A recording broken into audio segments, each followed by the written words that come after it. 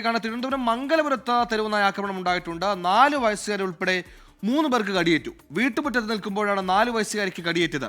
രക്ഷിക്കാനെത്തിയ മുത്തച്ഛനും കടിയേറ്റു. മനീഷ് മഹിബാൽ തിരുവനന്തപുരത്ത് നിന്ന്. മനീഷ്, ഈ കുട്ടിയുടെയൊക്കെ ആരോഗ്യസ്ഥിതി എങ്ങനെയാണ്? വലിയ പ്രശ്നങ്ങളുണ്ടോ?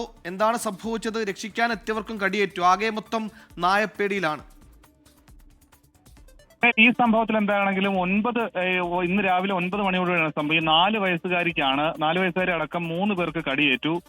രാവിലെ ഈ വീട്ടുമുറ്റത്ത് പല്ല് തേച്ചുകൊണ്ടിരിക്കുകയായിരുന്നു 4 വയസ്സുകാരി ദക്ഷിണ. ആ സമയത്താണ് പിന്നിൽ നിന്ന് വന്ന തെരുവുനായയാണ് ആക്രമിച്ചത്.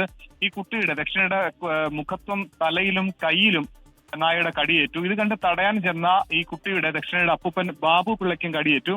ഇവിടെ നിന്ന് ഓടിയ തെരുവുനായ അടുത്തുള്ള ഒരു കാവ് ക്ഷേത്രത്തിന് സമീപത്ത് വെച്ച് രാജേഷ് എന്ന ആളെയും കടിച്ചു.